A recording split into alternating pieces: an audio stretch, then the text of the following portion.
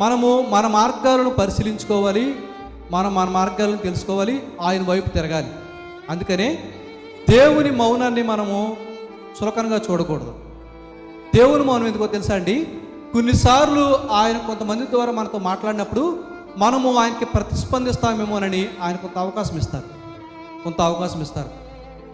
ఆయన ఇచ్చిన అవకాశంలో మనం ఆయనకి ప్రతిస్పందించకపోతే అది మన జీవితాలకి చాలా ప్రమాదకరం. అందుకనే నేను మిమ్మల్ని పిలిచాను, మీరు పలకలేదు, నా మాటలు మీకు తెలియజేశాను, మీరు వినలేదు. అయితే మీరు పిలిచినప్పుడు నేను పలకను, మీరు ప్రార్థన చేసినప్పుడు నేను జవాబు ఇవ్వను, మీరు వెతికినప్పుడు నేను దొరకను అన్నప్పుడు ఎంత భయం రావాలి చెప్పండి? ఎంత భయం రావాలి? సో ఈ మాటను వింటా ఉన్నప్పుడు దేవుని మౌనం మన జీవితాల్లో చాలా ప్రమాదకరమైనది. ఒకవేళ దేవుడు మనతో మాట్లాడినప్పుడు మనం వినకపోతే, దేవుడు ఇచ్చిన సమయాన్ని ఉపయోగించుకోకపోతే అది మన జీవితాలను నాశనం చేసే పరిస్థితులు కూడా ఉన్నాయి.